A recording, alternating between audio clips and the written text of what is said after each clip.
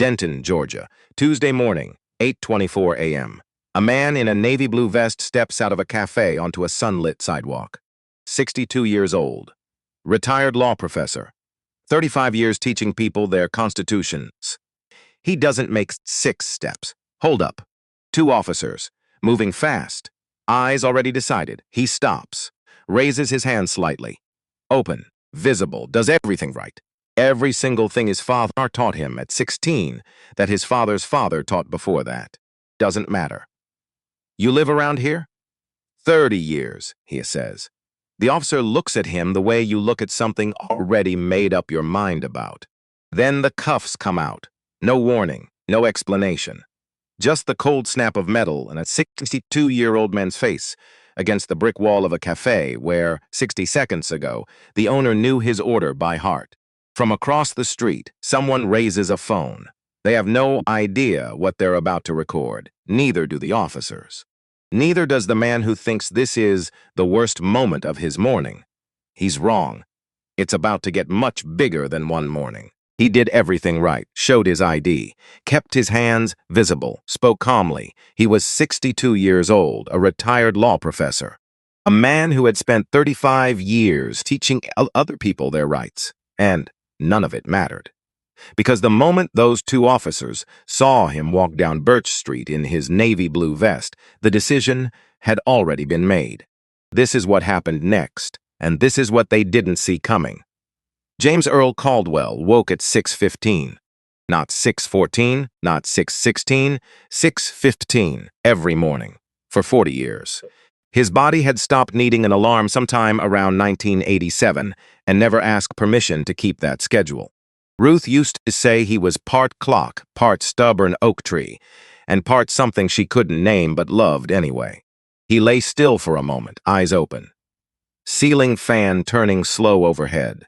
The room was quiet the way rooms get quiet when they've been lived in long enough. Not empty quiet, but settled. The kind of quiet that knows you. 3 years since she passed. He still woke on her side of the bed sometimes. Reached over without thinking. Found cold sheets and remembered. He didn't dwell on it. He got up. The vest was dark navy, the color of deep water just before dawn. He'd owned it 11 years. Wore it twice a week. Ruth had picked it out at a shop on Clement Street, held it against him in the aisle, tilted her head and said, "That one. That's the one." He'd worn it to her funeral. He wore it now because some things you hold on to, not because they're useful, but because letting go would cost more than you're willing to pay. 6:45, shoes on, door locked, keys in left jacket pocket, wallet in the right. 6 blocks to Dot's Corner Cafe. He didn't take the car on Tuesdays. Never did. The walk was the point. 22 minutes at a measured pace. 28 if he let himself look at things along the way. The old elm on Marbury Street that leaned so far, Lift seemed to be listening for something underground. The iron fence on Decatur where someone had tied a small red ribbon years ago, faded to pale pink now, still tied. The way October morning light hit the windows on 5th differently than it would in June. Lower, more amber, more honest. He noticed things, always had. 35 years, standing in front of students teaching constitutional law, you learn that the details are where everything lives. The landmark cases, the famous decisions, those were the bones. But the details were the blood. He walked with his hands in his pockets. Breath steady, unhurried. Denton's Georgia was waking up around him. A bus groaned past.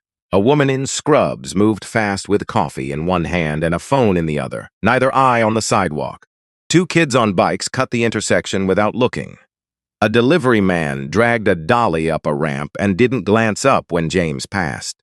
Nobody looked up. That was the thing about Tuesdays.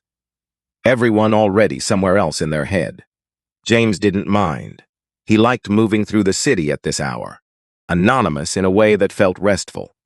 He'd spent so many years being seen, at a podium, behind a desk, in a courtroom, that moving through a crowd unrecognized had become a small, private luxury. He turned onto Birch, smelled the coffee from half a block away. Dot's Corner Cafe sat at the intersection of Birch and 11th. Yellow awning, a little sun-faded. Window boxes that Dot replanted every spring with the same purple pansies, because her mother had grown them, and that was reason enough.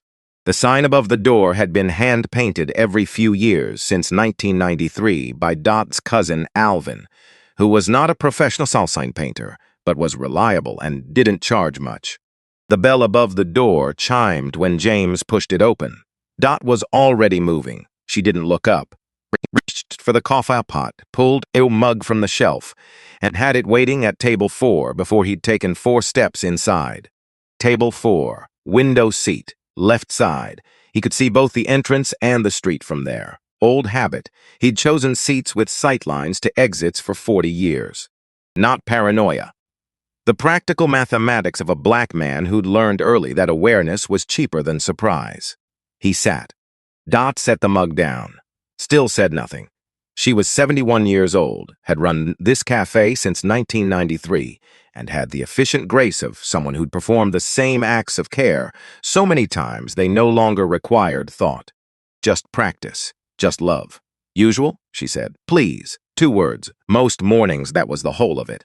30 years of friendship had burned away everything unnecessary. She came back with scrambled eggs, wheat toast, a small bowl of sliced melon. He ate slowly. Outside, a pigeon landed on the window ledge, regarded him through the glass with one orange eye, reconsidered, and left. He thought about the Alderman case. The housing documents he'd been working through for 3 weeks.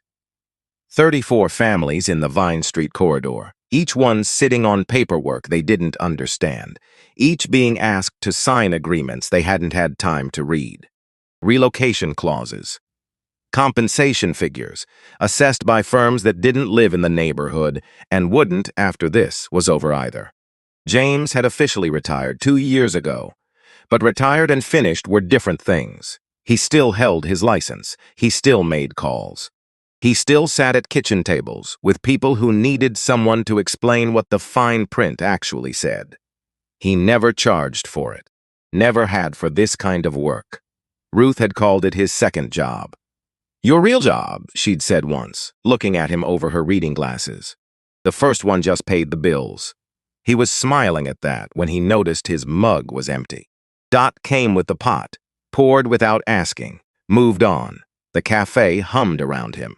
A man at the counter was telling a long story about a car repair that hadn't gone right.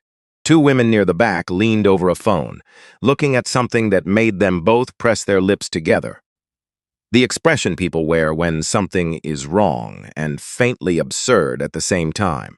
The small television above the espresso machine played weather maps silently, systems moving up the coast. James did not hurry. He'd spent so much of his life moving fast, grading papers at midnight, preparing arguments at 4 a.m., driving to courthouses in cities he barely knew, that this deliberateness felt earned. He had paid for this slowness. In full, $8.23.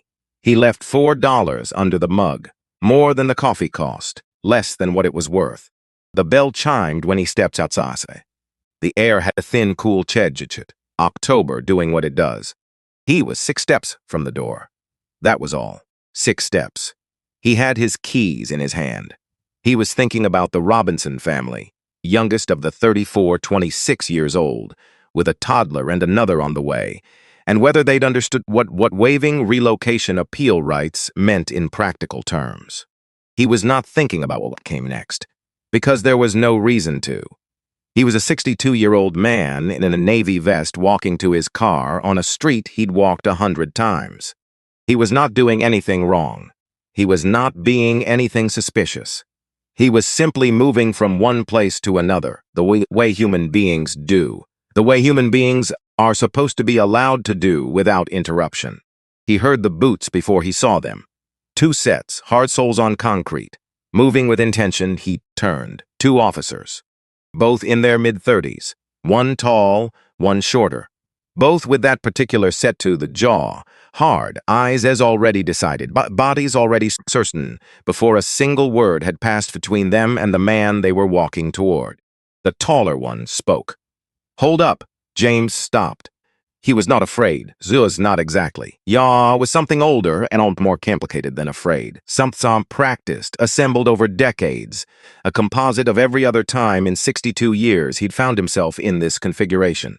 Standing still, being assessed by someone who had already reached a conclusion. Can I help you? James said. His voice was level. His father had taught him that. Level voice, open hands, no sudden movement. Sought submission. Strategy. The calculus of a man who knew precisely how fast things could go wrong and had decided, a long time ago, that the only variable he could control was himself. The taller officer, badge, stepped closer. ID, he said. Not, sir, could I see some identification? Not, we'd like to verify your information. Just the single word, dropped like a stone into still water. James reached into his right jacket pocket. Slow, deliberate. He produced his wallet, took out his driver's license, held it out with 2 fingers. Mallory took it, didn't thank him. Looked at it, looked up, looked at James. Something passed across Mallory's face, not recognition, not contempt exactly, more like confirmation. As though he'd expected to find precisely what he was looking at, and finding it, was satisfied, and now the rest was procedure. What are you doing here? Mallory said. James kept his eyes steady, having breakfast, at that cafe. He didn't gesture, just indicated with his gaze. Where are you headed? My car, parked on 11th. You live around here? I've lived in Denton 30 years. Mallory handed the license back. The second officer's, Sutton's badge, had shifted slightly to James's left. Not much, just enough. James noticed. We've had reports, Mallory said, of suspicious activity in this area. I see, James said. He waited. Because there had to be more. A description, a time window. Something specific enough to justify stopping a man who had been doing nothing except walking to his car after breakfast. Mallory just looked at him. Do I match a specific description? James asked. Precise. The way a man who spent 35 years teaching people to ask questions asks one, because a real question requires a real answer. I'm asking the questions. I understand that, and I'm cooperating fully. I'd still like to know why I've been stopped. Mallory's jaw tightened, a fraction, just enough. To step away from the building. I'm not near the. Step away. James moved. 1 step back. 2, he put his hands slightly out from his sides, open, visible. He'd sneaked in courtrooms, in decades of case files, in his own life, to know the difference between a moment that could still be managed and one that had already made its decision. This one had already made its decision. Mallory moved forward. And then it happened the way these things always happen. Fast. No announcement, no escalation you could point to. One moment there was space between them, and then there wasn't. A hand on his arm. His arm wrenched behind his back. The cold snap of the cuffs. And God, he would never stop hating that sound, that specific click that said you are no longer in charge of your own banzier. And then Sutton was there too, and James was against the brick of the building, cheek against cold concrete. Don't resist. I'm not. Stop moving. I'm not moving. I'm standing still. He stopped. His father's voice was louder than his own. Don't give them the image they want. Don't give them the shaking man, the shouting man, the man who confirms whatever story they've already decided to tell. That image travels. That image lasts. James went still. His cheek was against the brick, cold. He looked up and sideways, and through his narrowed field of vision he saw the window of Dot's Corner Cafe, the yellow awning, and behind the glass a face, Dot May, standing with a coffee pot in her hand, perfectly still, like something had been pressed onto a pause. Their eyes met through the glass. And James, for just that 1 second, let himself feel it. Not fear. He was past fear, had been past it for a long time. But something underneath fear, something older. The exhaustion of a man who had spent 62 years being reminded, in ways large and small, that the world could decide to stop seeing him as a person at any moment, for any reason, or for no reason at all. He breathed out, and then he put it away. Folded it, set it somewhere inside himself where it couldn't interfere. He had work to do. He could see from where he stood a young man on the sidewalk who had been going somewhere and wasn't anymore. Sitting still, phone raised, recording. He could see a woman at the bus stop across the street who had turned around and was watching. He could see a boy on a bike, maybe 14, one foot on the curb, looking at James and then at the officers and then back at James. His face doing the thing young faces do when they're witnessing something they know is wrong, but don't yet have language for. James saw all of it. Nobody intervened. Not because they didn't care, but because they knew. The same way everyone on that sidewalk who looked like him knew that intervening could cost more than you were prepared to spend on a Tuesday morning. The officers got him upright, one hand on each arm. James walked. He didn't shuffle, didn't stumble, didn't perform anything. He walked the way he always walked, like a man who knew exactly where he was going, even when he hadn't chosen the destination. The holding cell was not remarkable. James had been in rooms like this before. Not many times. Enough times. He recognized the architecture, the narrow bench along one wall, the metal everything, the fluorescent light that managed to be neither bright nor dim but only clinical. He sat down, adjusted his vest, looked at his hands, turned his wrists over slowly, not checking for injury, just accounting. The same reflex as checking your pockets after leaving a restaurant, not because you've lost something, but because you need to know what you still have. He breathed, in, out, measured. If someone had walked past that cell and looked through the narrow window, they might have thought the man's inside was waiting for a bus. That calm, that still, but inside was a different country entirely. Inside was 62 years of accumulated weight, shifting and resettling. His father, who worked 40 years in a mill, and was never once called by his first name by his supervisor. His father, who taught James 3 things about moving through the world as who they were. Stay calm, stay smart, know your rights. Ruth, who used to sit across the kitchen table and read his case files because she wanted to understand every battle was fighting in us. Just the outcome, but the shape of the fight.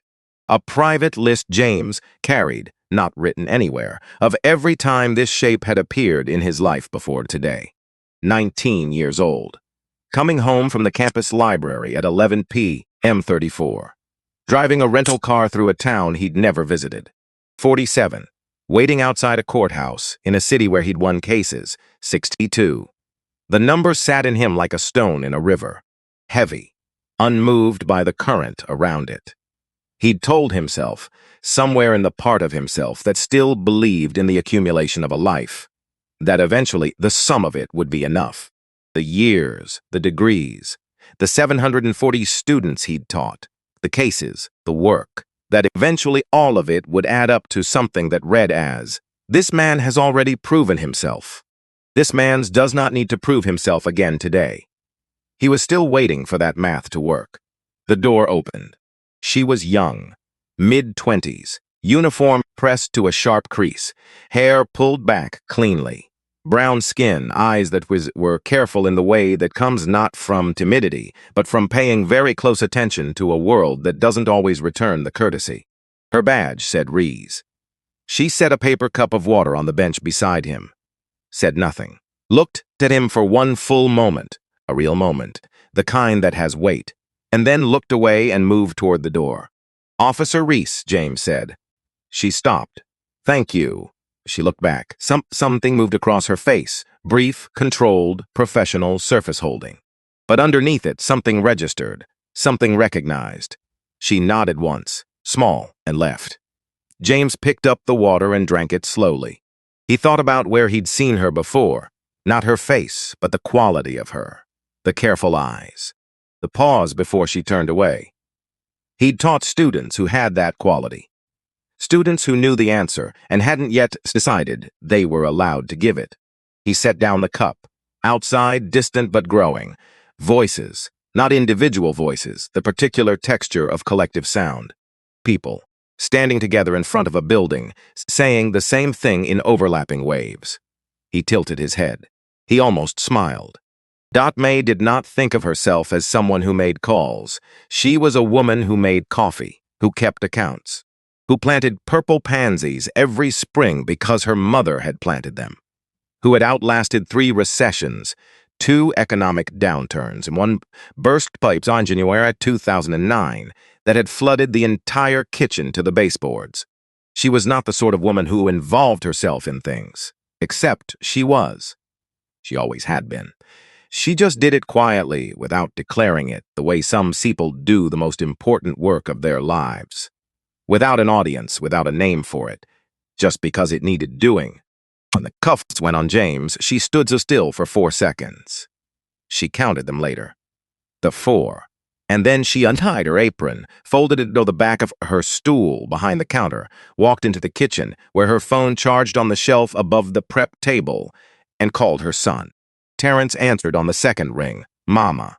"They got James," she said. Silence. "The police? Right outside my front door.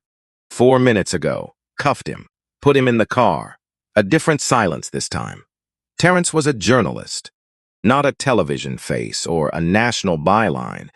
He worked for the Denton Gazette, had for 11 years, and was good at it in the steady, unglamorous way that meant he'd covered school board decisions and road closures and small elections, and had, over time, built a reputation as someone who wrote what actually happened.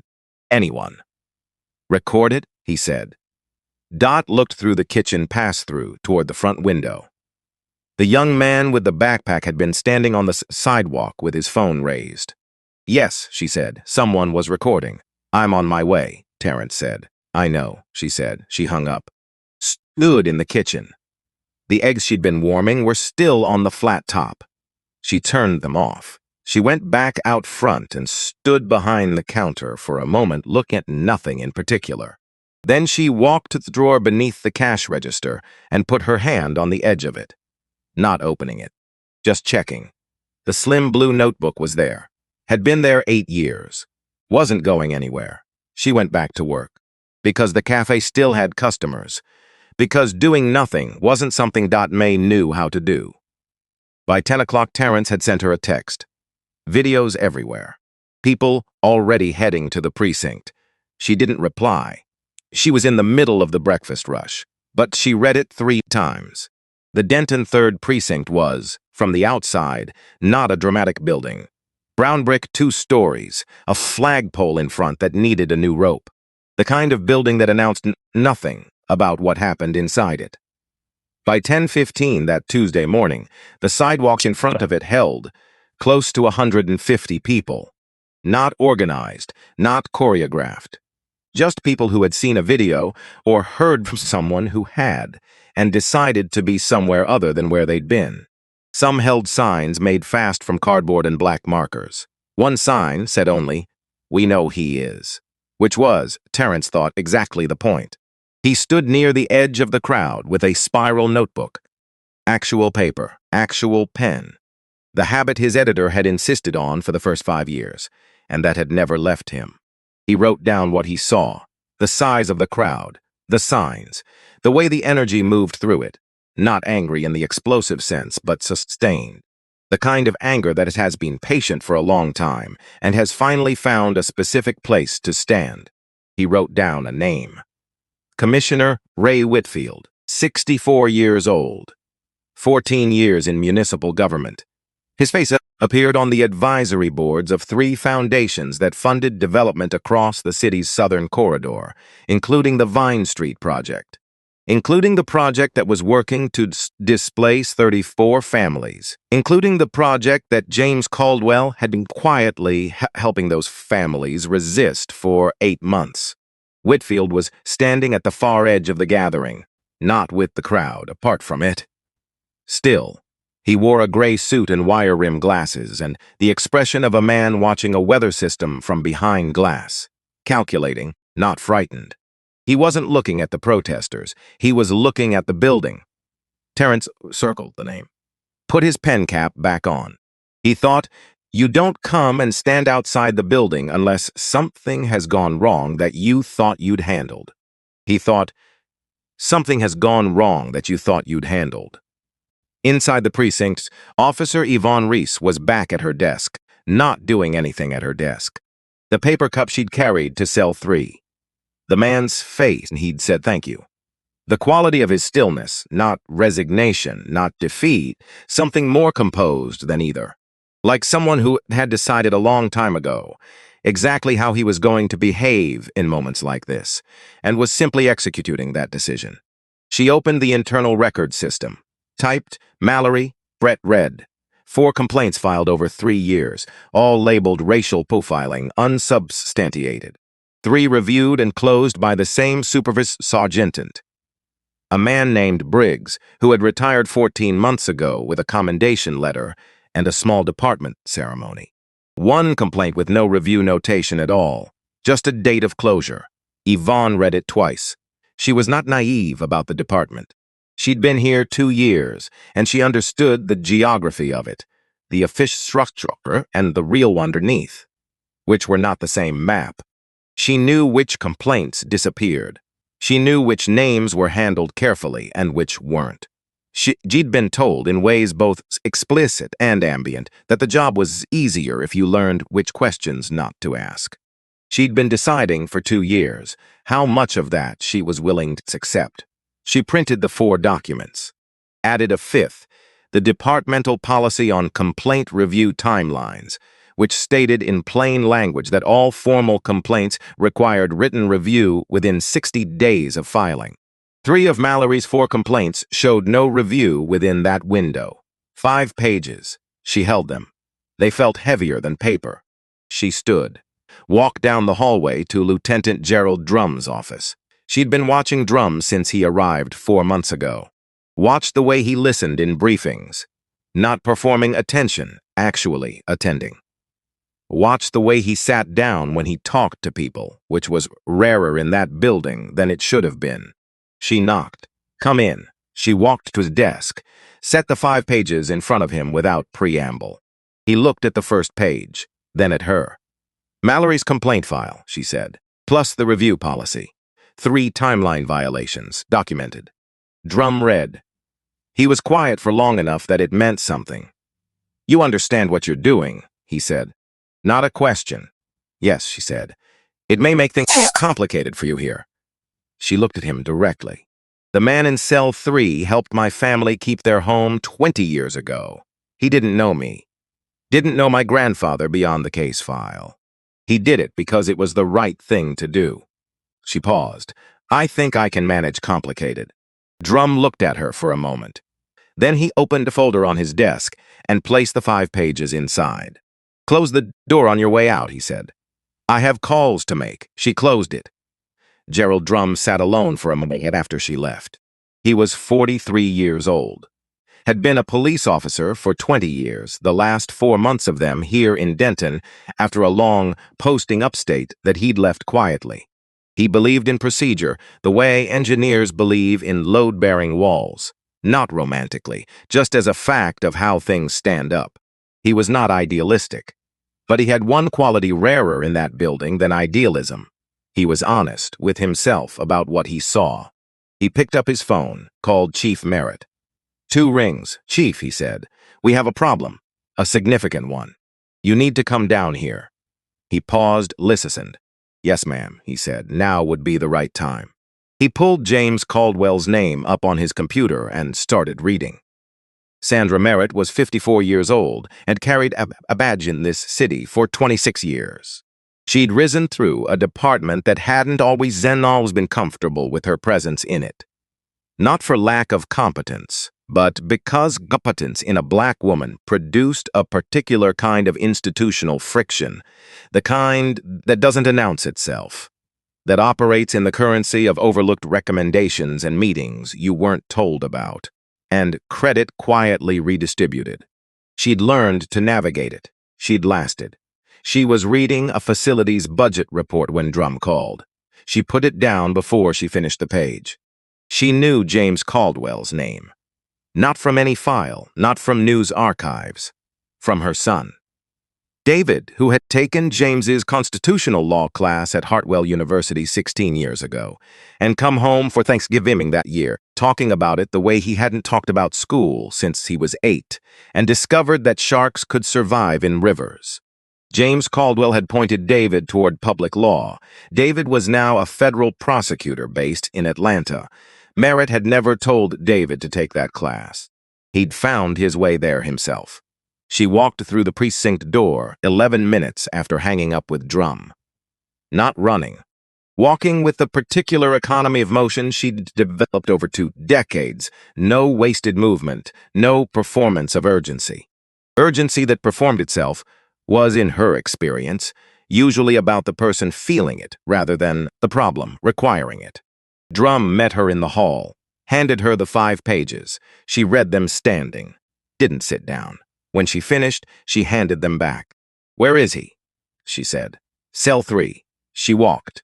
The man in cell 3 looked, at first pass, like a man who had found a way to be somewhere else while remaining physically present.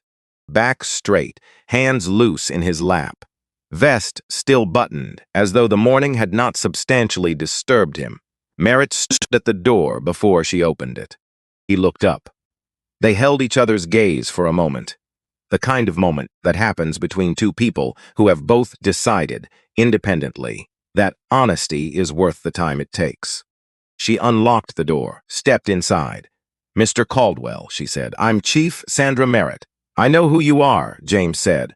She stopped, just slightly. "David talks about his mother," James said. "You kept your name until he was in college. He used to call you Chief before you were 1. He paused. He always knew you would be. Merritt stood very still. 26 years on the job. She had trained herself against surprise. She was showing nothing now. But inside, the full geometry of the situations was assembling itself. What had been set in motion this morning, deliberately or carelessly, and what it was going to require to address it properly. Not manage, address. "You're free to go," she said. "Certain. There is no basis for your continued detention." James stood slowly, straightened his vest. "I'd like that in writing," he said. "Before I leave the building, you'll have it."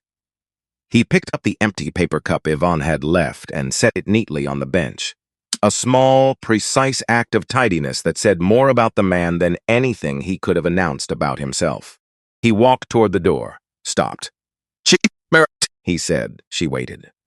"Your son was one of the finest students I taught in 35 years. Not because he was the most brilliant in the room, because he was the most honest about what he didn't know." He looked at her. "You should be proud." He walked past her into the hall. Sansamrit stood in cell 3 for a moment that lasted longer than she intended. Then she thought about Ray Whitfield, who was outside right now watching the building, who had been making the kind of phone calls for the past 14 months that left no obvious trace, who had operated on the assumption, the correct historical assumption, she had to admit, that problems like this one could be shaped into something manageable before they became something else. He had not counted on a woman who kept a blue notebook. He had not counted on Dot. Merritt turned and followed James out, because there was a crowd outside that had earned a reason to disperse. Because there was work that needed doing, and the work started now. James stopped at the front desk long enough to receive the written release that Merritt had ordered prepared. He read it, folded it, put it in his pocket. Then he walked toward the front doors and pushed them open into the October morning. The crowd felt him before they saw him. A shift collective attention, the way a flock of birds turns before any single bird has decided to turn. One moment the energy was directed at the building, at the doors, at the abstract idea of the man inside. And then the doors opened, and there he was. James Earl Caldwell stood at the top of the precinct steps and did not raise his hands, did not smile for the cameras, did not perform relief or triumph or righteous anger for the people holding phones in his directions. He just stood there, in his navy vest, in the October morning, and let the moment be exactly what it was. The crowd responded to that, to the dignity of it. Something in the air changed, not louder, but more focused. The difference between fire spreading and flame held steady. He came down the steps. People moved toward him. People moved toward someone they've been worried about. Not rushing, but unable to hold themselves at a distance. A man he'd mentored 15 years ago, now someone's father, gripped his hand with both of his. A woman who'd been cleaning his gutters every fall for a decade pressed a handmade sign to her chest and just looked at him. Neighbors. Faces from community meetings. People he knew by name and people he knew only by sight, and people he'd never seen before who had come anyway because the video had reached them, and they'd decided that being somewhere mattered more than being nowhere. He shook hands. He listened to each person who needed a moment. He said careful, specific things. Not speeches, not declarations, just the particular words each in front of him required. He was looking for one face. He found it on the left side of the bottom step, apart from the main cluster. May. She hadn't pushed forward. She'd waited, the way she always waited, with the patience of someone who understood that the right moment would arrive without being forced. She had the blue notebook tucked under one arm and a to-go cup in her hand. She held the cup out to him first. He took it. "Your usual," she said. He felt something move through his chest. Not sadness, not gratitude, exactly. Something like the specific relief of being known, of someone having paid enough attention to you across enough years that they understood what you needed without being asked. Ruth had given him that every day for 31 years. Dot gave him a version of it, different in kind. No less real. "Thank you," he said. She held up the notebook. "Dave called," she said. 20 minutes ago. He's on his way." "Good. James." She lowered her voice. Not because anyone was listening, particularly because this part wasn't for anyone else. "Is it going to matter? The notebook?" He looked at her. This woman, 71 years old, on her feet since 5 in the morning, as she had been on her feet since 5 in the morning for 30 years, who had kept a record no one asked her to keep, in a drawer no one knew about, because her mother had lost everything in 1992 without a single scrap of paper to prove what had happened to her.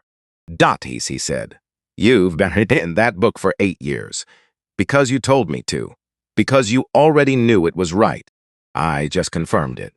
She held the notebook a little tighter. "My mother never had anything to show anyone. Just her word. And her word wasn't enough. I know. I wasn't going to let that happen here." Her jaws was set in the way it got when she'd decided something. "Not on my block." "It's going to matter," James said. "More than you know." He meant it precisely. Not adds comfort, adds fact. Terra materialized the edge the space between them, notebook in hand, waiting with the particular patience of a journalist who has learned that the best moments aren't rushed.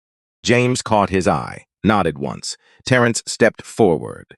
"Can I walk with you?" he said. "For a block," James said. They moved away from the main crowd, down the sidewalk toward the corner where the noise thinned.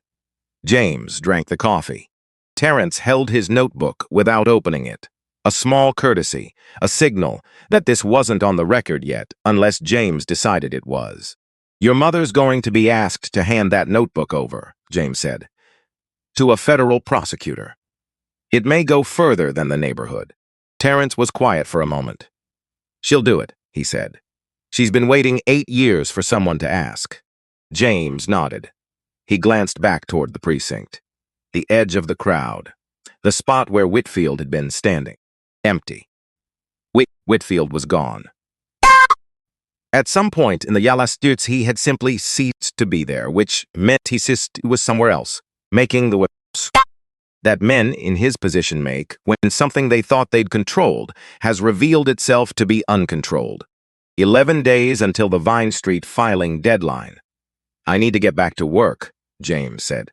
Terrence looked at him. "Today? After all this? Because of all this." He reached into his jacket pocket and produced a card. Old habit from the classroom, he'd carried them for decades and saw no reason to stop. He handed it to Terrence. "Full name on anything you print," he said. "Spell Caldwell correctly. People always want to add a second L." Terrence almost smiled. James turned and walked toward 11th Street, where his car had been parked since 8 o'clock that morning, untouched, waiting, as indifferent to the last 4 hours as his car can be. He got in, sat for a moment, his hands on the steering wheel, not yet turning the key. He looked at himself in the rearview mirror. Once, direct. Then he started the car and drove home. He changed out of the navy vest when he got home. Not because it was ruined. It wasn't. Because what it had witnessed deserved a rest. He folded it carefully and laid it across the back of the bedroom chair. The way Ruth had always said, clothes lasted longer when you treated them like they mattered. He put on a gray cardigan, made fresh coffee, sat down at the kitchen table with the alderman files spread open in front of him. All 34 families, all 34 sets of documents. He worked until 6 o'clock that evening.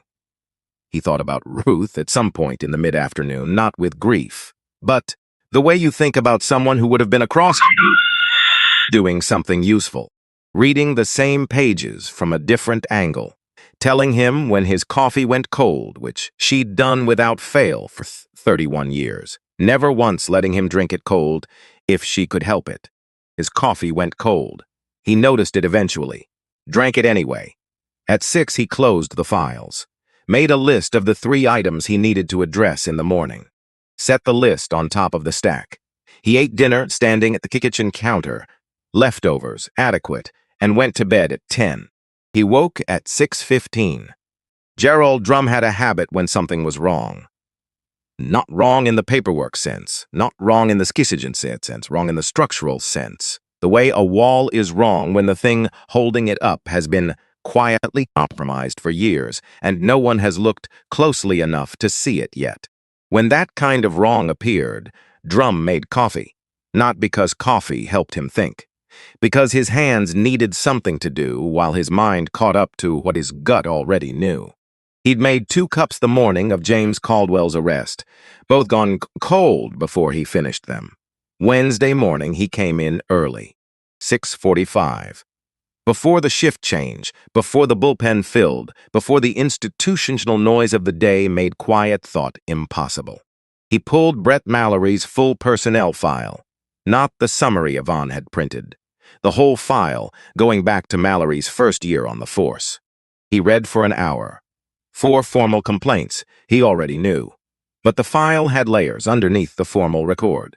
2 informal notes from community liaison officers, written during neighborhood engagement meetings in the Birch Street corridor.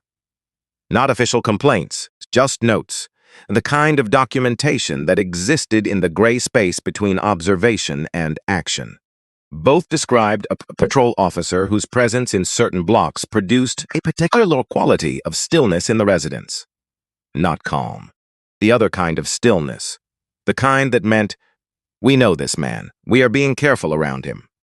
Those notes were 3 years old.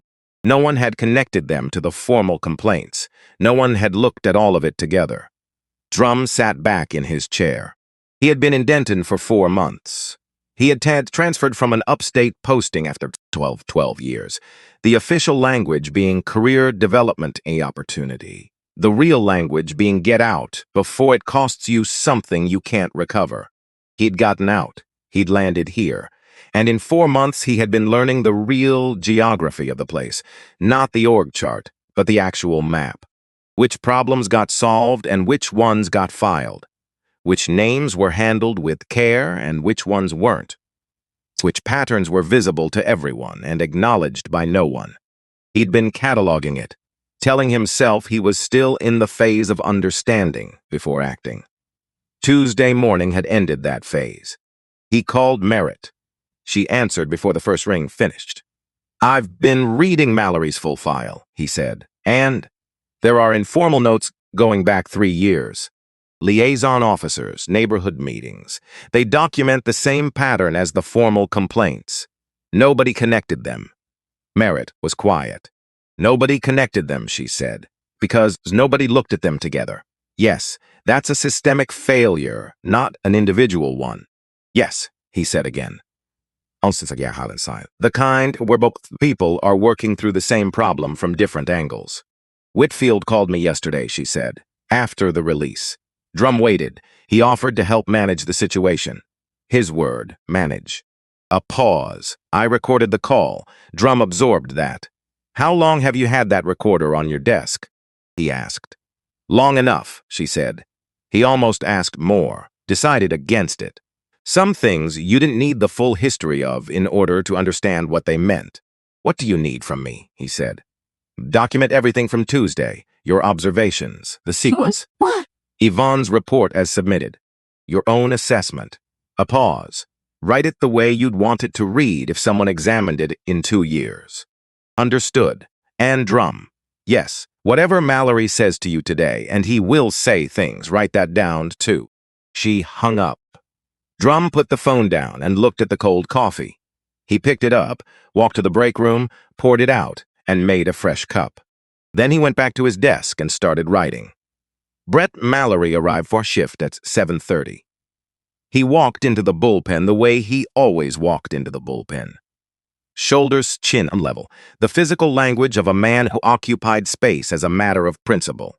He stopped at his desk, turned on his monitor, poured coffee from the communal pot. He did not look at Yvonne, but the not looking was its own kind of look. Yvonne sat at her desk and felt the weight of it, and did not look up from her screen. She had submitted her supplementary report at 7:15 that morning, walked it to the Internal Affairs intake herself, stood at the window and watched off the officer on duty log it and generate a receipt. She had the receipt in her jacket pocket. She did her job, answered calls, completed her morning report, drank her own coffee. At 9:45, Lieutenant Drum appeared in the doorway of the bullpen and said quietly, "Mallory, my office." Mallory set his mug down, looked at Drum for a moment with the expression of a man deciding how to arrange his face. Then he got up and followed. Yvonne did not watch them go. She was already on her next task. Sandra Merritt had her phone in her hand before Whitfield finished dialing. She'd been expecting the call since 6 o'clock that morning. Men like Ray Whitfield did not sleep on situations. They metabolized it overnight and arrived at their moves by dawn. She let it ring twice, picked up. "Commissioner Whitfield," she said. Even, professional. The voice she used for things she needed to be careful with. Sandra, warm, the specific warmth of a man who had spent decades making power sound like friendship. "I wanted to check in. I heard there was some turbulence yesterday. We handled it. I know you did. I don't doubt your capability for a second." A small pause, the pause of a man who has rehearsed the next sentence enough times that it sounds unrehearsed. "I just wanted to offer, if there's any political cucumber needed, any help shaping the public communication on this, I'm happy to make some calls." Merritt reached across her desk. The recording device sat in the left corner, small and unremarkable, installed by her predecessor, and kept by her because she believed in documentations the way some people believe in weather. You didn't argue with it, you didn't romanticize it, you just accounted for it, and worked accordingly. She pressed the button. The small red light came on. "What kind of shaping did you have in mind?" she asked. "Nothing complicated. Routine stop. Miscommunication. Department responds appropriately, acknowledges the concern, moves on. These situations benefit from an early narrative, the right one, established before the other kind takes hold." "The other kind," she repeated. "The kind that gets away from everyone," he said. "That doesn't serve the community, doesn't serve the department, doesn't serve anyone's interests." Merritt was quiet for 3 seconds. Deliberate. "Ray," she said, "do you know who James Caldwell is?" Silence. Not long, half a second maybe. But she heard it, the fraction of time in which a calculation happened, in which something was weighed and found to be heavier than anticipated. "I understand he's a retired academic," Whitfield said. "He taught constitutional law at Hartwell for 35 years, she said. "He's the reason my son went into public law." She kept her voice exactly where it had been, friendly, informative. "David took his class 16 years ago. Professor Caldwell is the reason Dave became a federal prosecutor." Another silence, longer. "Sandra, I wasn't aware of that connection. I know you weren't." She let a beat pass. "Is there anything else you wanted to offer, Ray?" He recovered well. She gave him that. His voice, when it came back, had lost almost nothing. "Just my support," he said, as always. "Thank you for the call," she said. She hung up. Stop on the recorder." Sat back. She looked at the device for a long moment. Ray Whitfield had just told her, in the careful, plausible language of a man who had been exercising power quietly for 14 years, that he wanted this contained, that James Caldwell needed to be reclassified. Turned from a story about institutional failure into a story about a misunderstanding that had been handled promptly and professionally. He'd done this before. She knew that now, knew it with the particular clarity that comes when you stop arranging evidence to support the most comfortable conclusion and let it point where it actually points. She'd watched Whitfield for years, had understood dimly that things happened around him that benefited him, had told herself it wasn't her jurisdiction, that there was no hard evidence, that the best she could do was run a clean department and let other people handle what was outside her domain. She picked up her phone, dialed. Her son answered on the second ring. "Mom, David," she said, "I need to tell you something. And then I need your advice." She heard him shift, the small physical rearrangement that meant he'd moved from whatever he'd been doing into the focused stillness he'd had inside childhood, the same stillness James Caldwell had apparently recognized and cultivated in him. "What happened?" he said. She told him. All of it, timed in sequence, so she'd been trained to relay information, who, what, when, in that order, without interpretation until the facts were complete. She told him about Mallory and Sutton and the arrest, about Yvonne's 5 pages and the 3 unreviewed complaints, about the recording on her desk and what Whitfield had said on it, about James in cell 3, sitting with his hands in his lap like a man who had decided long before morning exactly what kind of person he was going to be inside that room. David listened without interrupting. When she finished, he was quiet for a moment. "The notebook," he said. "The one Professor Caldwell mentioned to you. Dorothy May, Dot's Corner, Kefaifi Birch and 11th. I need to talk to her, I know, today." "I know, David." A pause. She could hear him already thinking forward, not emotionally, procedurally. The way James had taught him. "Mom," he said. "Yes, you did the right thing, recording the call." "I know," she said again, and then because it was true and she wanted to say out loud to someone who would understand the full weight of it. "I should have been recording a lot of things a lot sooner." He didn't argue with her. He never argued with her when she was being honest with herself. It was one of the things she'd always respected about him. "I'll drive up today," he said. "Don't let anyone else talk to the cafe owner before I get there." "Go straight to the cafe," she said. "Birch and 11th. She'll be there." She hung up. She straightened the recorder on her desk, stood, buttoned her jacket. She had a full day ahead of her. Starting with Brett Mallory, David Holt drove up from Atlanta. He was 38 years old, with his mother's eyes and his father's chin, and the quality of stillness that people who had known him since childhood attributed variously to temperament, to training, or to the 16 weeks he'd spent in James M. Caldwell's constitutional law seminar, which had taught him, among other things, that the most important thing a person in his line of work could do was stop talking and actually listen. He arrived at Dot's Corner Cafe at 4:15. The afternoon light was low and long, cutting across the yellow awning at an angle that turned the whole front of the building amber, the color of something caught mid-memory. The cafe was technically closed, but the lights were on. Dot opened the door before he finished knocking. She looked at him the way she looked at things, fully, without rushing to the next thing. "You look like her," she said. "Everyone says that. It's meant as a compliment." "I know." She let him in. Without deliberating about it, or perhaps having deliberated precisely, she pointed him to table 4. Window seat, left side. He sat. She put the blue notebook on the table between them. He looked at it. Didn't reach for it yet. "How long?" he said. "Spring of 2016, she said. "First time one of Whitfield's people came in here. Sat right where you're sitting." She nodded at the chair. Ordered a coffee he didn't touch. Asked me how much I'd take for the building if I ever thought about selling. What did you say? That it wasn't for sale. And then? He left a card. And then someone different came the next month. Different face, same questions, and the month after that, someone different again. She paused. They kept changing the face. They never changed the questions. David was quiet. James told me to write it down, she said. I already knew to. He just told me how, dates, names, exact words when I could remember them, amounts when there were amounts. Not what I felt about it, just what happened. And you did that? For 8 years. He reached for the notebook. He opened to the first page, and he read. Dot sat across from him and drank her own coffee, which had gone tepid, and watched him read. She'd learned, over 71 years, that there were 2 kinds of readers, those who processed text as information to be acquired and filed, and those who actually went somewhere when they read, who left the present tense and came back from it, changed.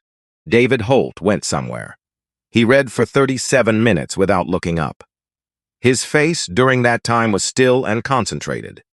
The expressionless, that is, if you know how to read it, very expressive indeed. When he finished, he closed the notebook with both hands. Set it down carefully. The gesture of someone who understood what they were holding. Dorothy, he said. Dot. He looked at her steadily. What you've done here, the consistency of it, the precision, this is exactly what a legal proceeding requires. Contemporaneous records, specific dates, named individuals, documented statements. He paused. This is evidence, real evidence, the kind that holds. She nodded. There's a name in there 3 times, she said. I want to ask you about it. I saw it. Sandra Merritt. Before she was chief. Dot looked at him directly. Your mother signs off on 2 of those early corridor assessments. She didn't know what she was approving, did she? David took a moment with the question, not avoiding it, finding the truthful answer inside it. I think she didn't ask the questions she should have asked, he said, and I think she knows that now. Dot considered that. She's not a bad person, she said. I never thought she was. I thought she was a person who worked inside a system that made it easy not to look too hard at certain things. That's accurate, he said. The system counts on that, Dot said. That's what the system is for. He looked at her for a moment. You know, he said, Professor Caldwell used to tell her class that the most important person in any legal matter wasn't usually the lawyer or the judge. It was the person who'd been paying attention the whole time. Everyone else looked the other way. Dot picked up her tepid coffee. He told me something like that once, she said. About 10 years ago. I thought he was just being kind. He doesn't do kind, David said. He does accurate, she laughed. Small, real. What happens now, she said. I take this back to Atlanta. I speak to my supervisor.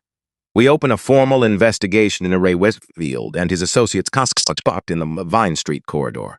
He looked at her directly. It will take time. It may require your testimony. It will be unglamorous and slow and occasionally frustrating. I've been keeping that notebook for 8 years, she said. I think I can manage unglamorous and slow. He nodded. Stood. He picked up the notebook. I'm going to have this photocopied tonight. I'll return the original to you within a week, and then it enters evidence storage through proper channels. He paused. Climate-controlled, federal building. Your handwriting will be very well cared for. My handwriting in a federal building, she said. Yes. She thought about her mother, about 1962, about a house taken from a woman who had nothing to show anyone but her own word, and her word hadn't been enough. My mother would have had something to say about that, she said. What would she have said? Dot looked out the window. The afternoon shifted into early evening, the light cooling from amber to something grayer, and the street outside had changed registers the way it did between 4 and 6. People moving differently, the city settling into its evening self. She would have said, finally, Dot said. David Holt put the notebook carefully inside his briefcase. He shook her hand with both of his, full attention, both hands, eyes on her face, and walked out. The bell above the door chimed. Dot stood behind the counter for a moment after he left. Then she picked up the coffee pot, stirred a fresh batch for the morning, and called Terrence. "Your article," she said when he answered. "Spell Caldwell with one. I know Mama." "Just checking," she said. "Just checking." Yvonne Reese did not go home after her shift ended. She told herself it was paperwork. Both things were true, and the second was the real reason. She stayed at her desk until 7 o'clock, filed her reports, answered her messages, did all the ordinary work of an afternoon becoming an evening in a police precinct. The small, persistent tasks that didn't announce themselves as meaningful, but were, in aggregate, how things stayed honest. Her grandmother called at 6 that evening. "Yvonne, Grandma, how are you? I saw his face on the news last night. James Caldwell, outside the police station." Yvonne was quiet. "You work there," her grandmother said. The silence that followed was not an accusation. It was a question, the one that only someone who loved you enough to wait for the true answer would ask, and had the patience to wait for. "Did you do right by him?" her grandmother said. Yvonne looked out the window of the precinct. The street was quiet now. The crowd long dispersed. Just the ordinary evening traffic of a city that had moved on to other things, unaware that anything had shifted. "I tried to, Grandma." "Good." A pause. "Softer now. That man gave your grandfather back his dignity, when the whole system was telling him he didn't have any left. You understand what that means?" "I do." "Then you did right," her grandmother said. "That's enough." She hung up. Yvonne set the phone down on her desk. She sat for a moment, just that. Then she got back to work. Brett Mallory's suspension came through on Thursday morning, 2 days after the arrest. Fast by the department's usual license, which was itself a message to Mallory, to the bullpen, to anyone paying attention to the speed at which certain decisions got made when the right pressure was applied from the right direction. Merritt called him into her office at 9 a.m. Drum was there. An internal affairs representative named Greedier, who was 60 years old and had the face of a had seen too many of these meetings and had stopped being surprised by any of them. The union rep, a woman named Patricia Holloway, who sat to Mallory's left and said nothing for the duration. Mallory sat down. He looked at Merritt the way he'd looked at James Caldwell on Birch Street. Direct, sat, the posture of a man whose confidence had never fully separated itself from the assumption that he was the one who got to decide what mattered in any given room. That posture had served him for a long time. It had never been seriously tested. It was being tested now. Merritt placed 3 documents on the desk in front of him. She didn't explain them. Let him read. He looked at the first one, then the second. His expression shifted. Not much, but enough. The jaw tightened. A small muscle at the corner of his eye. He looked up. "Who filed the supplementary report?" he said. "That's not your concern right now," Merritt said. "It's my career." "Officer Mallory." Her voice was quiet.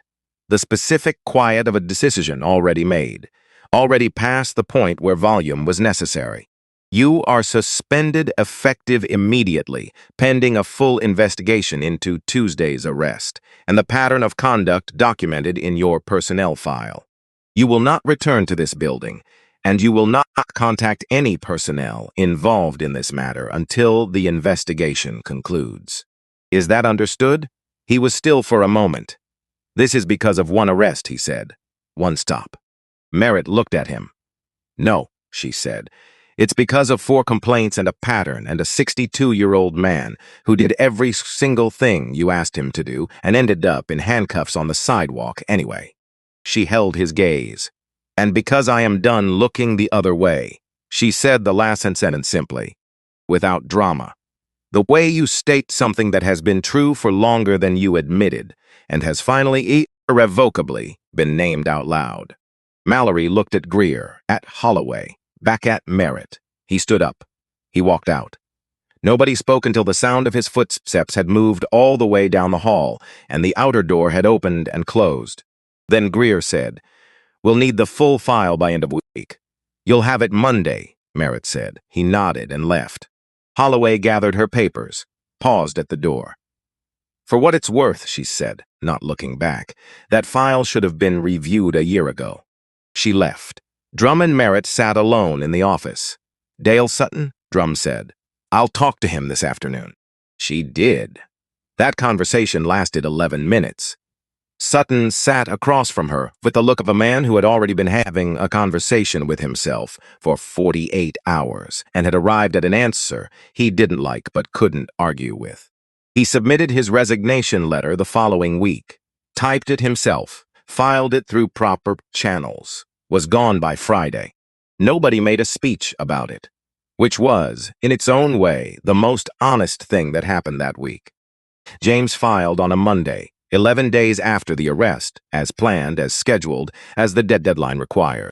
He drove to the courthouse at 8 in the morning and parked in the structure on 4th Street and took the elevator to the 4th floor and stood at the filing window with a stack of documents that represented 8 months of kitchen table meetings and late evenings and 34 families trusting him with the most consequential paperwork of their lives. The clerk, a woman in her 50s who had the expression of someone who had processed 10,000 filings and found each one equally deserving of her full attention, took the stack, reviewed the top sheet, stamped the copies, handed James his set. Have a good day, she said. Thank you, he said. You too. He walked to the elevator, took it down, walked through the lobby and out the front doors into the November morning. November now. The trees had gone fully.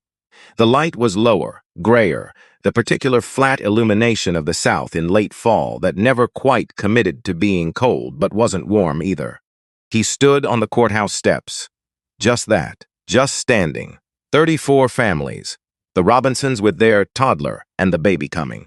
The Washingtons, who had owned their house since 1971.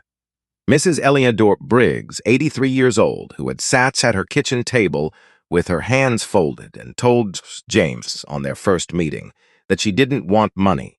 She wanted to stay. This was her street. These were her neighbors. She had buried her husband from that house. She intended to be buried from it herself. He had that image in his mind when he called Dot from the car. It's filed, he said. A pause, then, oh, thank God. All 34, full filing, deadline met, he heard her exhale. The specific sound of someone releasing breath they've been holding for weeks. Come in tomorrow morning, she said. I'll make something special. The usual is fine. The usual is always fine, she said. But tomorrow you're getting something better. He didn't argue. He drove home. He made coffee, sat at the kitchen table with the alderman files, and went through each one again. Not because the filing required it, but because he wanted to know they were complete. Wanted to hold each family's paperwork in his hands and confirm, page by page, that nothing had been left undone. Nothing had.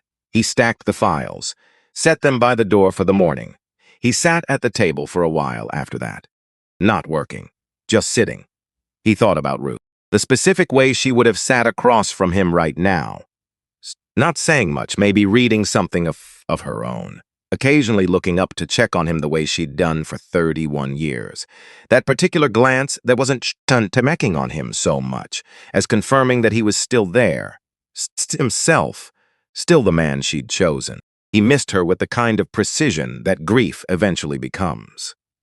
Not the general ache of early loss, but the specific idiotism's knowledge of exactly what is absent. The particular weight of the chair across from him when it was empty. He got up, made himself dinner, went to bed at 10. At 6:15, he woke up. The investigation into Ray Whitfield moved the way federal investigations move. Deliberately, quietly, in increments that were invisible from the outside until, without warning, they weren't. David Holt worked it from Atlanta with 2 colleagues and the kind of methodical patience that James Caldwell had spent 16 weeks building into him. The method was simple and non-negotiable. Evidence first, interpretation after, and never in the other order. You did not decide what had happened and then assemble the record to confirm it. Thus you assembled the record and let it point where it pointed. It pointed at Whitfield. He had Dot's blue notebook, photocopied 4 times, the original now in a climate-controlled evidence locker in a federal building. A fact Dot both reassuring and in the specific way of a woman who had spent 30 years making coffee and keeping accounts, faintly absurd. He had the recording from Merritt's desk. He had Yvonne's 5 pages and the 3 documented timeline violations. He had a paper trail through the Vine Street Project's assessment process that, once you understood what you were looking at, read like a map with the destinations already marked. Whitfield had been careful. He was, by nature and by practice, a careful man. But careful men, in David's experience, made the same fundamental error. They believed that careful was the same as invisible, that the absence of obvious fingerprints meant the absence of evidence. They forgot about the people who had been paying attention the whole time. The ones who wrote things down, not because anyone asked them to, but because they believed the truth deserved a witness, even when no one was watching. Dot May had been a witness for 8 years. In November, Terrence's story ran in the Denton Gazette.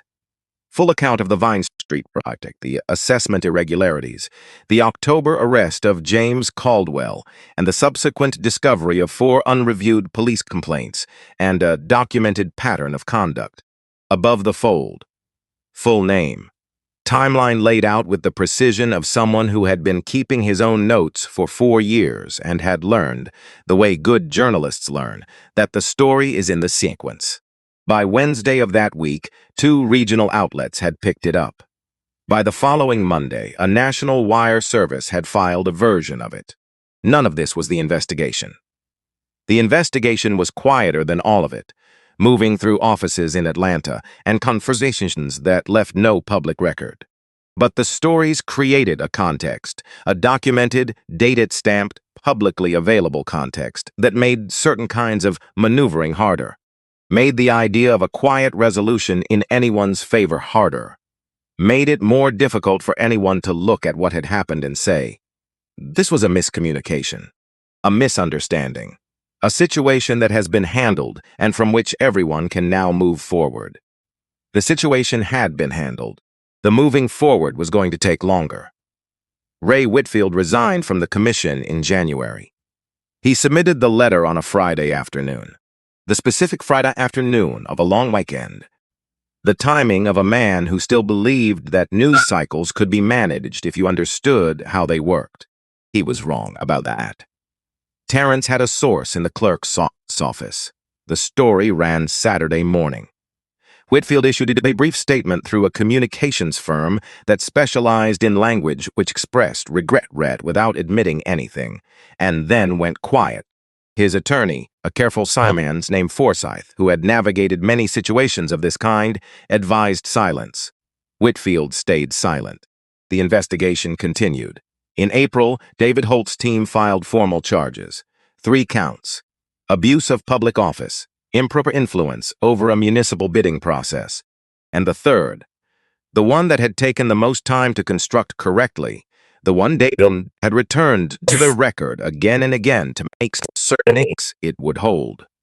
Conspiracy to intimidate a lawful activity built on the documented pattern of targeted interference with individuals with associated bilsit with the Vine Street community opposition. James Caldwell's arrest on October the 8th was the most recent and most thoroughly documented instance of that pattern. It was not the only one. The charges were announced on a Tuesday morning. James was at Dot's when Terrence's text arrived. He read it, set the phone down, picked up his coffee, looked out the window at a November street going about its business in the gray, late morning light. He did not feel triumphant. He had stood in enough courtrooms over enough years to know that triumph was brief and lived close to the surface, and that what it usually was, underneath, was relief. The relief of something being named correctly. Of the world for a moment, describing itself with accuracy. He felt that. And underneath it, something quieter. Something connected to 34 kitchen tables and 34 sets of documents and Mrs. Elizabeth Briggs, 83 years old, hands folded on her tablecloth, saying, "I intend to be buried from this house." That was what the charges meant. not victory. The possibility of something continuing that should never have been threatened. He finished his coffee. He had work to do. Sandra Merritt stood before the Civilian Oversight Committee in February. The hearing room held 40 people. All 40 seats were full. There were cameras. There were reporters. There were 6 committee members at the curved table at the front of the room, and Merritt sat across from them alone, without counsel, which she decided deliberately. Because bringing a lawyer to a hearing about institutional accountability sent a message she did not want to send. She answered questions for 2 hours and 40 minutes. The committee chair was a man named Aldridge, 61, former city councilman with the focus of impatience of who had sat through too many hearings where the person across from him told him what they thought he wanted to hear. He had not so far gotten what he wanted to hear from many police chiefs. He watched Merritt, the way a person watches something they haven't yet decided whether to trust. "Chief Merritt," he said an hour in, "the complaint file on Officer Mallory. 4 complaints over 3 years, 3 reviewed and closed by the same supervisor. 1 with no review at all." He leaned forward slightly. "How does something like that happen in a department you run?" Merritt looked at him directly. "Because I didn't look?" she said. Aldridge waited. "There were systems in place for complaint review," she said. "I received summary reports. The summaries showed complaints received and complaints resolved.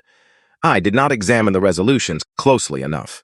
I did not ask the questions I should have asked about the pattern." She paused. "That is a failure of oversight. My oversight. I am accountable for it." Aldridge made a note. A second committee member, a woman named Garrison, younger, with the careful directness of one who had earned her place in that room and intended to use it, leaned forward. "Chief Merritt, in your estimation, is this a failure of one supervisor, or is it indicative of something larger within the department?" "Larger," Merritt said, without hesitation. "The individual failure was possible because the structure made them possible. A culture in which certain slings were treated as administrative noise rather than substantive concerns. That culture did not originate with Sergeant Briggs. It predates him. It predates me." She looked at Garrison directly. "That is what we are working to change." "Tell us about that work," Garrison said. Merritt did. She walked them through the new complaint review protocol, mandatory review timelines, second sign-off requirements, automatic escalation triggers when patterns appeared across multiple complaints from the same officer or same corridor, an anonymous reporting channel for residents and for officers, body camera policy revisions that closed 3 loopholes that had existed, unaddressed, for 6 years. She walked them through the new training framework. Not a one-time session, but a continuous program, with quarterly assessments, with real consequences, with external oversight from a review board that included community members who were not affiliated with the department. And then she walked them through one additional item: a clinical partnership with Hartwell University's law school. Second and third-year students working directly with the department on policy review. A formal bridge between the institution and the people it was accountable to. "The program has a faculty advisor," she said. "He is a retired professor of constitutional law with 35 years at Hartwell. His name is James Earl Caldwell." The room was quiet for a moment. Aldridge looked at his notes, looked up. Same James Caldwell who was." "Yes," Merritt said, "the same." Another silence. "And he agreed to this?" Aldridge said. "He did," she said. "He starts in March." Aldridge looked at her for a long moment. He had, in 22 years of public service, developed a reliable sense for the difference between an institutional response that was genuine and one that was performance. The difference was rarely in the words. It was in the texture beneath the words. The willingness to say hard things plainly. The absence of the particular smoothness that appeared when someone was managing a narrative rather than acknowledging a reality. He made another note. "We'll want quarterly reports," he said, "starting in June." "You'll have them," Merritt said. She walked out of the hearing room 2 hours and 40 minutes after she swung in. Drum was waiting in the hallway. He'd sat in the public gallery for the full duration. She hadn't asked him to. He'd come because he thought it mattered that she not walk out of that room alone. "How did it go?" he said. "The way it needed to," she said. They walked out together into the February cold. James got the call from Hartwell in the second week of February. Not from the dean. From Brianna Wells, 31 years old, assistant professor, one of the most persistently rigorous students James had taught in his final decade. She had the quality, rare in any academic setting, of treating every conclusion as provisional until the evidence made it otherwise. She had argued with him in class on 3 separate occasions. She has been right twice. He had told her so, directly and in front of the room, because he believed that being right in public deserved acknowledgement in public. She called on a Thursday afternoon. "Professor Caldwell, Brianna, you can call me James." "I've tried," she said. "It doesn't feel right." He almost smiled. She outlined the clinical program. Students working on real policy review, real engagement with the department's actual complaint and conduct systems. Not simulation, not hypothetical exercise.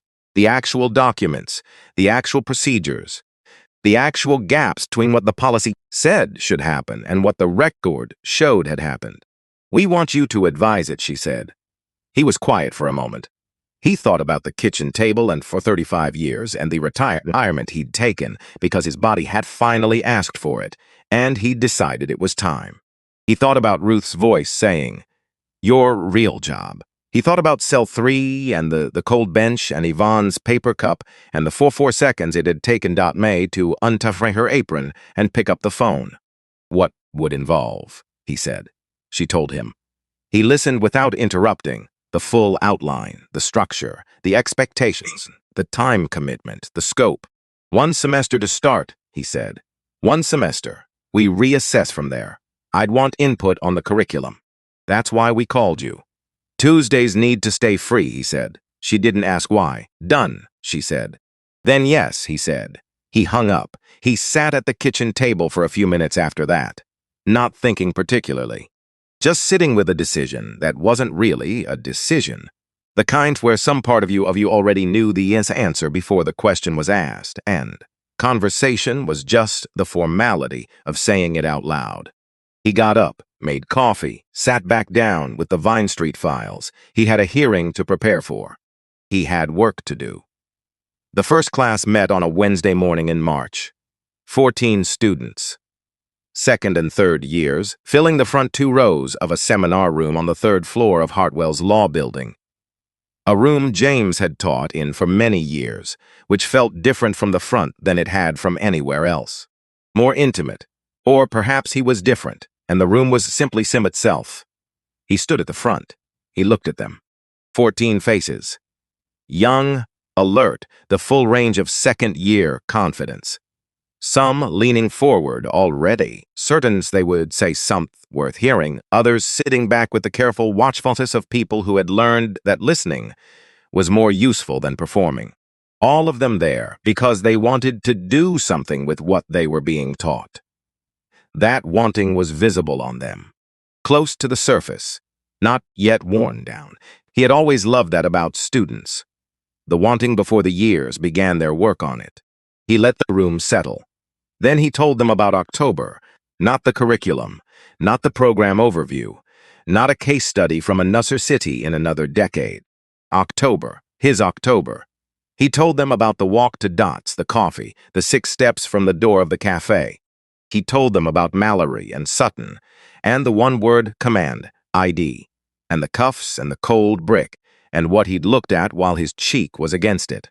He told them about his father's voice. He told it plainly.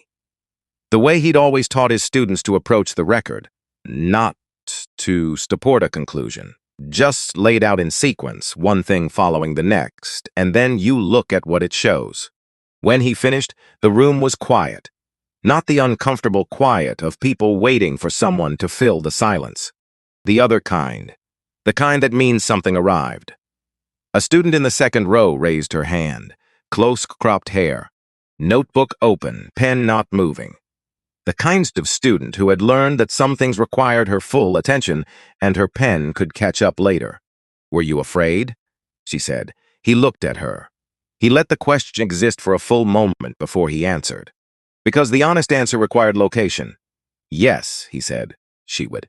"Not in the immediate physical sense," he said. "What I felt wasn't about the next 5 minutes. It was something older." He looked at the room, not at any one face, at all of them. The fear that the sum of your life doesn't protect you, that the years, the work, the people you've tried to serve, that all of it can be set aside by someone who decides in a single moment that none of it applies. Nobody moved. "What do you do with it?" she said.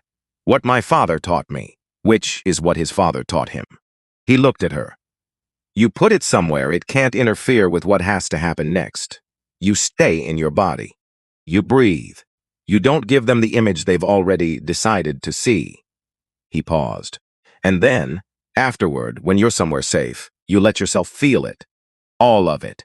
You don't skip that part. If you skip it, it accumulates. It comes out in ways that cost you more than facing it did."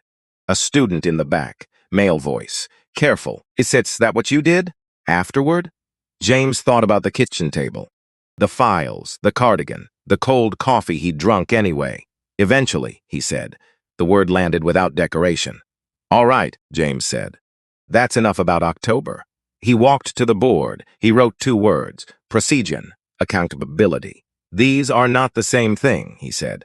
"People inside institutions, good institutions, institutions that believe in themselves, confuse them constantly. Procedure is the map. Accountability is whether you actually went where the map said." He turned to them. The Denton 3rd Precinct had a complaint review procedure. It did not have accountability. "We are going to spend this semester understanding the difference, in specific, technical, documented terms, using the actual records from an actual department that failed in an actual and verifiable way." He looked at them. "This is not a seminar about what went wrong somewhere else. It is a seminar about what goes wrong inside systems. Every system, including the ones you will one day work inside. You are going to learn to see the gap between the map and the territory. And then you are going to learn how to build something that closes it." 14 people reached for their pens at the same time. That reaching. Simultaneous, instinctive. He'd seen it 1,000 times in 35 years, and it had never stopped meaning something. He turned back to the board and began. After class in the hallway, Brianna was waiting. She'd been in the doorway for the last 40 minutes. He'd registered her without acknowledging it. A courtesy, and also a recognition that she was doing what she needed to do, which was assess whether the program she'd built was going to be what she'd hoped. "You went 45 minutes over on the personal narrative," she said. "Yes. You skipped the program overview entirely." "Yes." She was quiet for a moment. "It was the right call," she said. "Obviously, I know. I just want you to know that I know." He picked up his bag. They walked down the hall together, the particular ease of 2 people still inside the atmosphere of a room that had mattered. Outside, March was doing its tentative work, cold but reconsidering. The trees on the Hartwell grounds in that state of suspension just before commitment. A few buds showing, nothing declared yet, the question still open. "They listened differently than I expected," Brianna said. "How did you expect them to listen?" She thought about it, like they were receiving someone else's experience, filing it. "You know how students do sometimes. They absorb the story as material." She paused. "They didn't do that." "No," he agreed. "They listened like it was about them." "Because it is," he said. "Every one of them will stand inside a system at some point. Every one of them will face a moment where the easier choice and the right choice aren't the same thing. That's not abstract for them." He looked at her. "That's next year." She nodded. They reached the car park. He stopped at his car. "Same time next week?" she said. "Same time next week," he said. He drove home. The last Tuesday in May. The elm on Marbury Street was fully leafed now, the long lean of it gentler under summer weight. All winter it had looked like something bracing against a wind that wasn't there. Now it looked like what it was. An old tree that had found its angle and kept it, year after year, through everything. The ribbon on the fence on Decatur had gone from pink to something between pink and white. Still tied, still there. 9th or 10th year by James's rough count. He'd stopped trying to remember exactly when it had appeared. It was simply part of the route now. One of the fixed things. The light on 5th at 8 in the morning in May was long and warm and had none of October's urgency.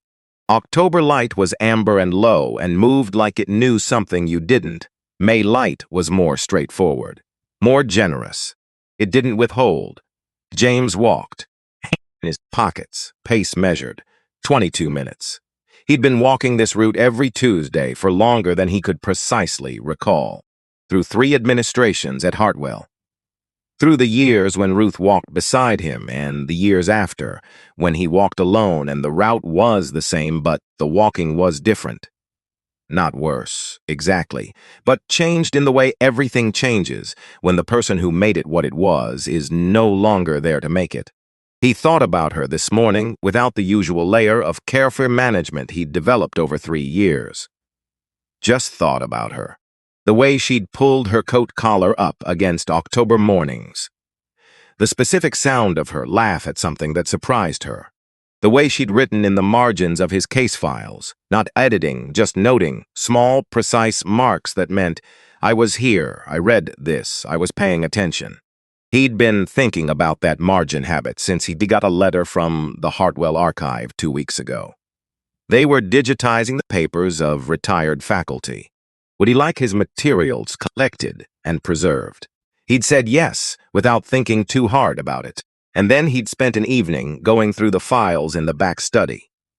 The case files, the lecture notes, the student correspondence he'd kept over 35 years. And he'd found, in a folder he hadn't opened in 4 years, 3 pages of notes in Ruth's handwriting. Not about any case in particular. Just observations, written on a yellow legal pad, dated November 2020. He'd read at them, standing in the study with his coat still on. He hadn't known those pages existed. He still didn't fully know what to do with the fact of them. He turned onto Birch. The cafe was a half block ahead. Yellow awning, Alvin's sign. The window boxes had been replanted last month. Dot's annual ritual, the purple pansies, the same ones every spring because her mother had grown them, and that was reason enough and no other reason was needed. He pushed open the door. The bell chimed. Dot was already moving.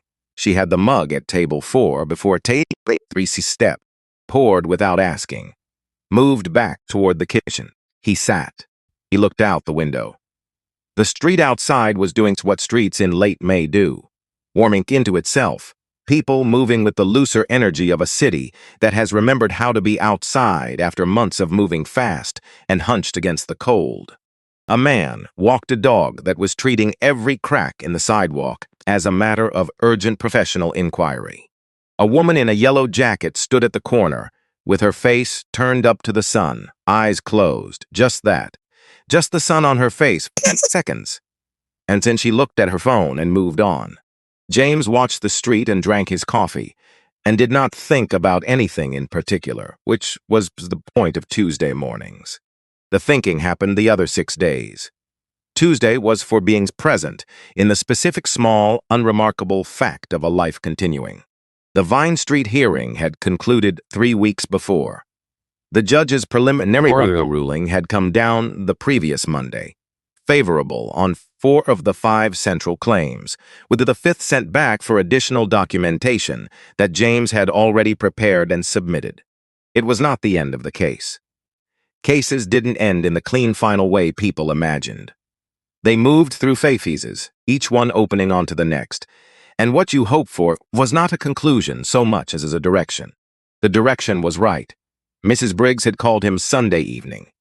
She hadn't said much. She'd said, "Thank you, James." And then, "My husband would have been glad to know you."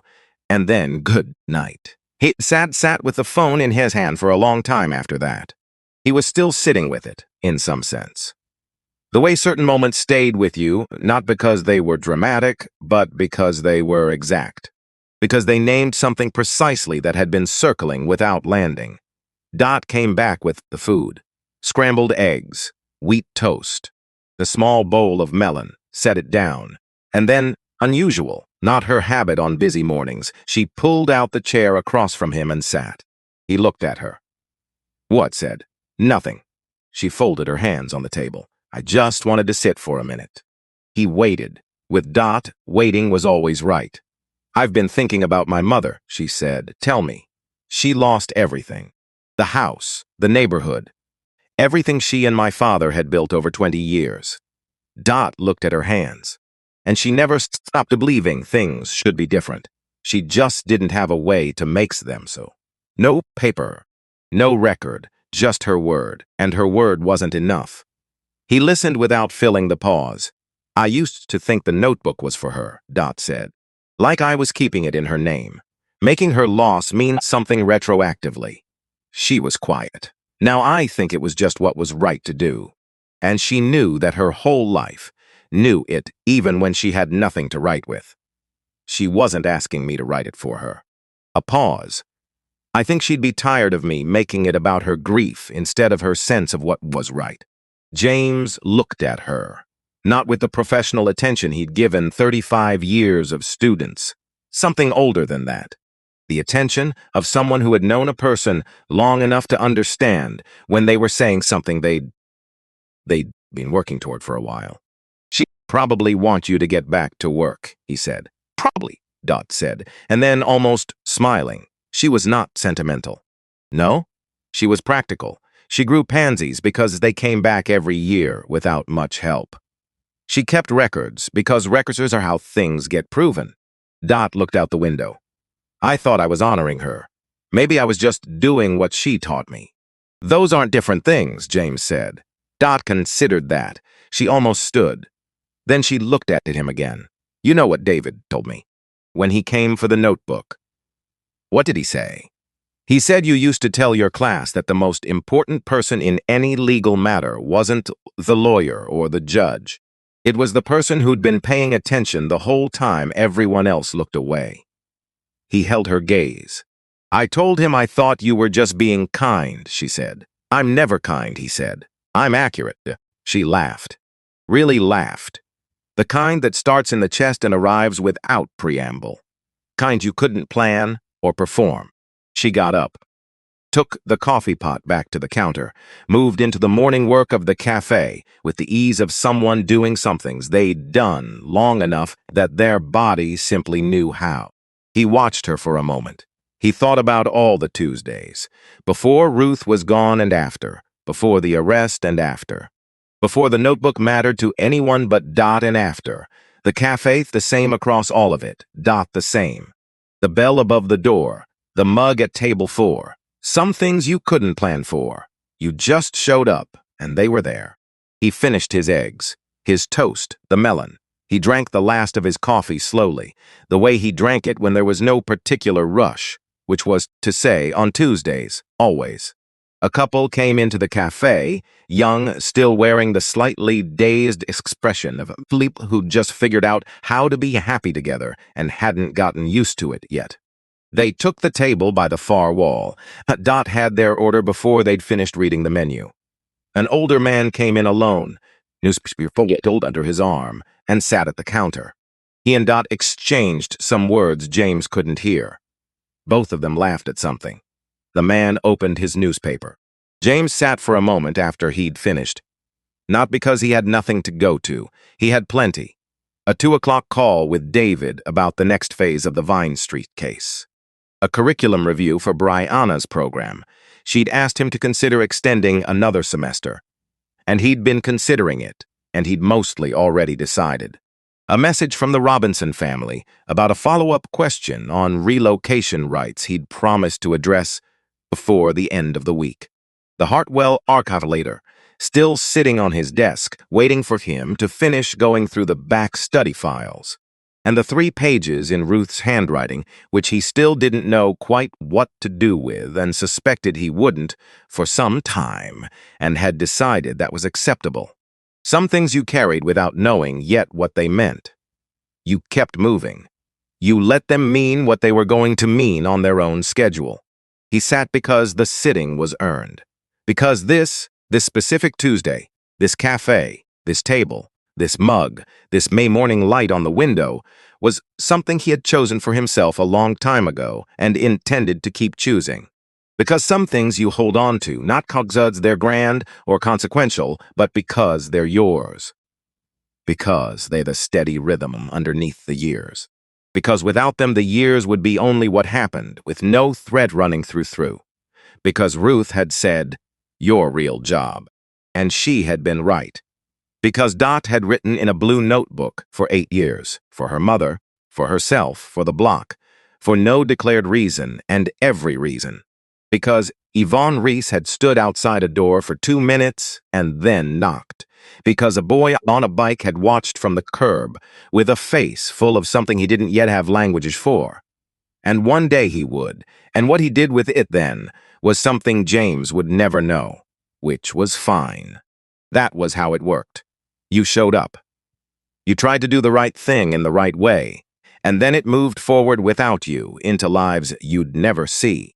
Because his father's voice had been louder than everything else on the sidewalk that October morning. Had been louder, turned out, than the cuffs and the concrete and the 43 years of accumulated fatigue of being a black man in a country that kept deciding, in new configurations and old ones, to test whether your dignity was conditional. His father had taught him it wasn't. Ruth had spent 31 years confirming it. He had spent 62 years proving it, one morning at a time, which was the only way you could prove it. Not in a single moment of resistance or triumph, but in the accumulation, in showing up, in walking the same route on the same morning with your hands in your pockets and your pace your own. Because 62 years was not too late and too early. Because the Vine Street's case was going the right direction. Because Brianna's students had reached for their pens at the same moment. Because Mrs. Briggs intended to be buried from her house. He left $4 under the mug. He stood. He buttoned his vest, the navy one, rested now, back where it belonged, still the color of deep water just before dawn. He picked up his bag. He said goodbye to Dot, who lifted one hand from behind the counter without turning around, which was its own complete language between people who had known each other 30 years. He pushed the door open. The bell chimed. He stepped out into the May morning. He did not hurry. He had never hurried when it wasn't necessary, and he'd learned over 62 years to be very clear about what was necessary and what so simply the world asking you to move faster than was good for you. His father had taught him that distinction. Ruth had loved him for holding it. The city tested it. On sidewalks, in holding cells, in the long patience of cases that move through their phases without asking for your timeline. And he had held it each time. Not because it was easy, because it was his. He walked. The elm on Marbury, leaning left, listening to whatever it had been listening to for decades. The ribbon on the fence on Decatur, still tied, patient as anything has ever been. The light on Fifth, long and warm and honest, making no promises it couldn't keep. He walked through all of it, past the bus stop where the woman had turned round that October morning to watch. Past the corner where the boy on the bike had balanced with one foot on the curb. Past the place on the sidewalk, 6 steps from the door of the cafe, where everything had changed and everything had stayed the same. He did not stop. He kept walking. He was not finished. He was not anywhere near finished. And that, not the ruling, not the notebook, not the charge as filed in April, not even the classroom and the 14 students and the simultaneous reaching for pens. That was the point. The walking, the showing up, the Tuesday morning, and the one after that, and the one after that. The point was the continuing.